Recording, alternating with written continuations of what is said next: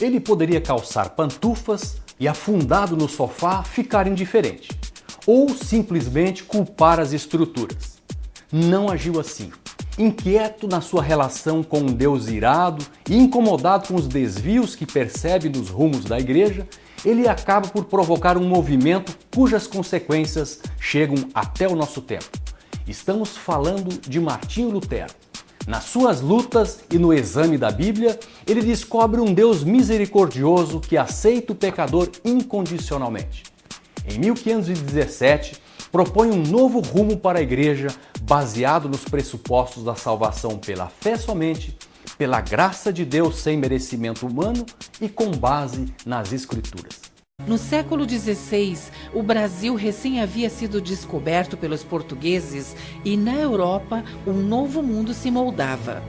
Era o fim do período medieval e o início da Idade Moderna, onde profundas mudanças culturais, econômicas, sociais, políticas e religiosas aconteceram. Um mundo em transformação e cheio de incertezas. E no campo religioso, um cenário de inquietação e sede da palavra pura, tirada direto da fonte. Um movimento que mais tarde foi chamado de Reforma Protestante. O que nós designamos de reforma religiosa do século XVI é algo que acontece dentro do Ocidente cristão, mais especificamente na situação europeia. Na Europa estão acontecendo profundas transformações desde o ano de 1300, com o surgimento dos estados nacionais e, consequentemente, de igrejas nacionais, como nós podemos verificar no caso de Portugal e, posteriormente, da França, e assim sucessivamente nos outros estados nacionais que vão surgindo.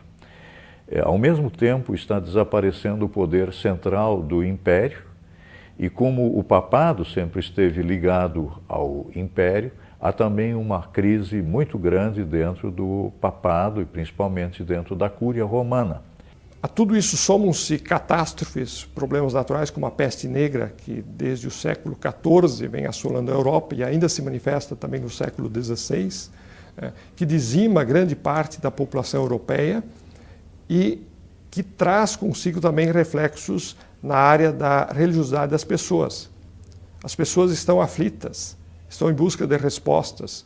Há transformações profundas que estão acontecendo na área da economia. Não é mais um regime de trocas que rege a economia, mas está havendo cada vez mais uma monetarização da economia.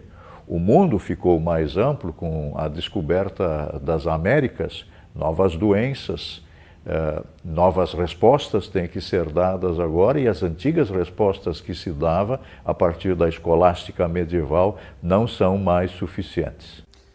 Em meio a esse contexto, vivia Martinho Lutero, um jovem estudante de Direito da Universidade de Erfurt, na Alemanha. O pai de Lutero trabalhava duro nas minas de cobre para que o filho pudesse se formar advogado. Em 1505, Lutero recém havia concluído seus estudos das chamadas 7 artes liberais. Naquela época, para alguém se tornar um médico, advogado ou teólogo, era preciso primeiro desenvolver os conhecimentos da gramática, lógica, retórica, aritmética, música, geometria e astronomia. Uma tempestade mudou os rumos da vida de Lutero. O futuro advogado agora estava comprometido com a Igreja Católica por conta de uma promessa feita a Santa Ana. Atemorizado pelos raios e trovões, prometera se tornar um monge. Lutero cumpre a promessa e, aos 22 anos de idade, larga seus estudos em Direito e ingressa no mosteiro agostiniano em Erfurt. Lutero dominava o grego e o hebraico e teve acesso aos textos originais da Bíblia. Foi onde buscou as respostas aos seus questionamentos que o atormentavam, pois não compreendia a figura de um Deus impiedoso e vingador que era apresentado pela igreja da época.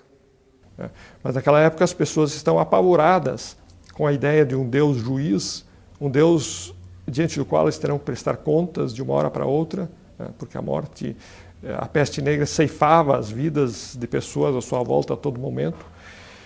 Então, essa busca religiosa intensa também afeta Lutero. Ele mesmo está à procura de respostas. Em 1512, já com o título de doutor em teologia, Lutero passa a ser professor na Universidade de Wittenberg, uma pequena cidade no norte da Alemanha.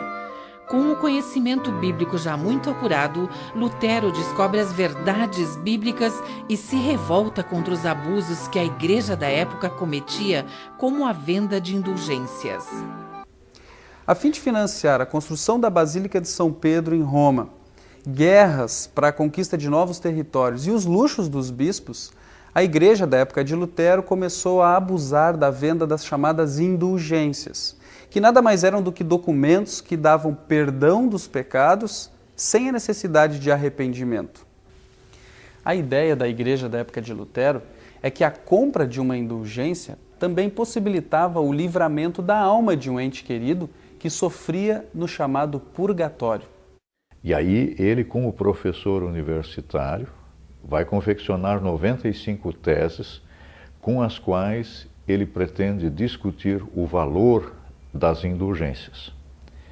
E aí ele, sem o saber, está se metendo num grande vespeiro. Nós podemos usar esse tipo de linguagem para entender essa questão. E aí começa um confronto cujas dimensões nem ele próprio imagina naquele momento. É como se ele pegasse num fio solto e depois descobrisse que isso faz parte de um contexto muito maior. Ele está com isso tocando em interesses econômicos, interesses políticos muito, muito grandes e que também estão intermeados com toda uma religiosidade deturpada daquela época. Lutero, além de ser professor universitário, era também sacerdote e atendia uma paróquia na cidade de Wittenberg. E quando uma pessoa vem e se confessa a ele, e ele impõe a penitência para anunciar o perdão dos pecados a essa pessoa que o procurou, essa pessoa vai lhe dizer que não precisa fazer a penitência imposta, porque já adquiriu indulgência. Ele estava tratando de uma coisa muito pontual, de um problema envolvendo a penitência.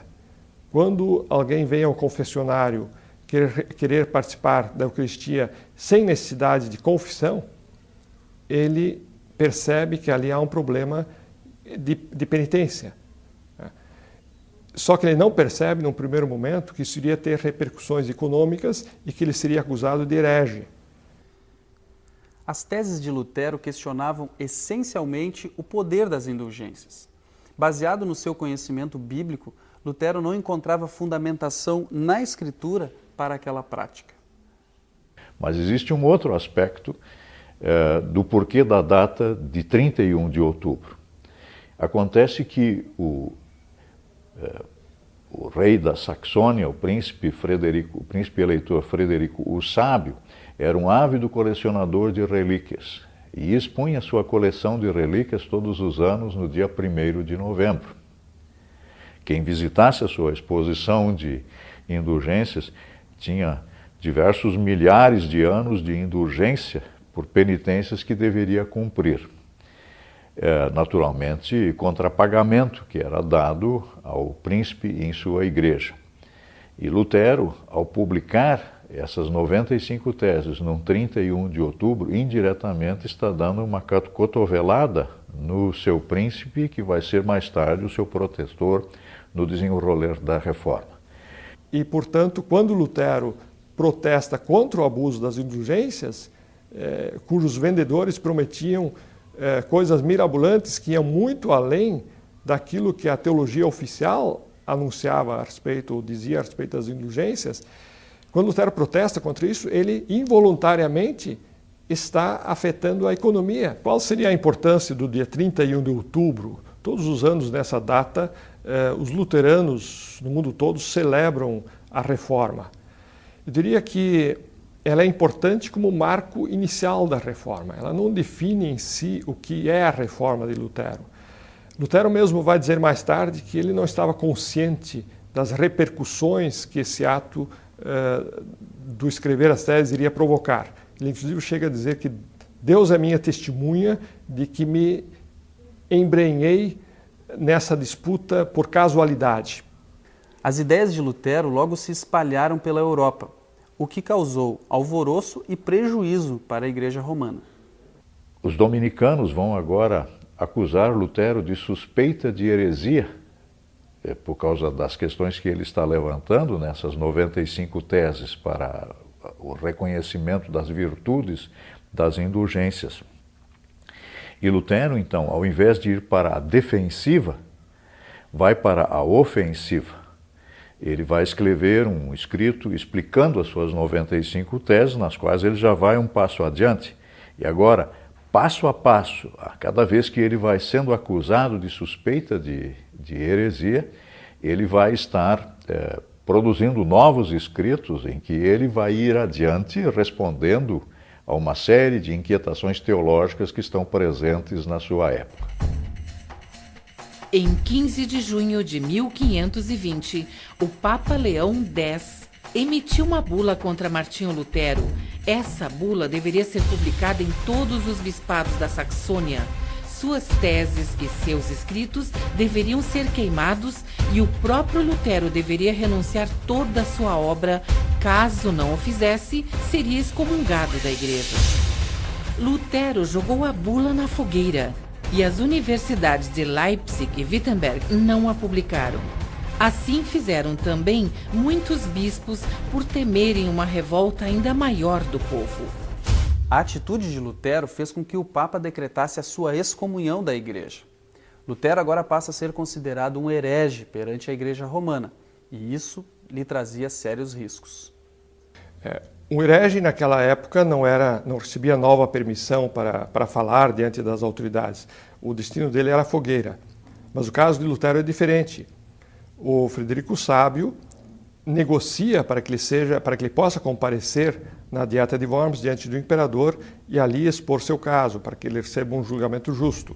Em abril de 1521, na Dieta de Worms, que reunia a cúpula governamental e religiosa dirigida pelo imperador do Sacro Império Germânico Carlos V, Lutero deveria negar todas as suas afirmações e escritos, mas permaneceu firme e defendeu uma reforma da Igreja Católica e, com base na sua consciência e alicerçado nas Escrituras, não poderia recuar. O faria somente se lhe provassem o contrário do que pregava baseado na Bíblia. E mesmo quando ali ele não recebe um parecer favorável, mas se espera apenas que ele se retrate das suas afirmações, e mais tarde, inclusive, vai ser promulgado contra ele o Edito de Worms, mesmo assim, Frederico continua a protegê-lo. Ele o esconde por quase um ano inteiro no Wartburgo, onde Lutero continua a sua atividade incógnito, né, de forma anônima, mas inclusive lá que ele começa a tradução do seu Novo Testamento. Lutero não tinha planos de romper com a igreja em Roma, mas sim fazer um melhoramento nos ensinamentos da doutrina que estava muito longe das Escrituras Sagradas. Queria transmitir o consolo que ele havia descoberto em Cristo através da Bíblia e mostrar que a salvação estava somente em Cristo e que ela é uma obra gratuita de Deus. Escondido no castelo de Wartburgo por ordem do príncipe eleitor Frederico o Sábio, Lutero produziu uma vasta obra literária. A mais importante de todas foi a tradução do Novo Testamento para a língua alemã. O grande desejo de Lutero não era dividir a igreja e muito menos formar uma nova igreja. O que Lutero queria é que as pessoas estivessem unidas em torno de Cristo, que Cristo estivesse no centro da fé, da vida, da igreja.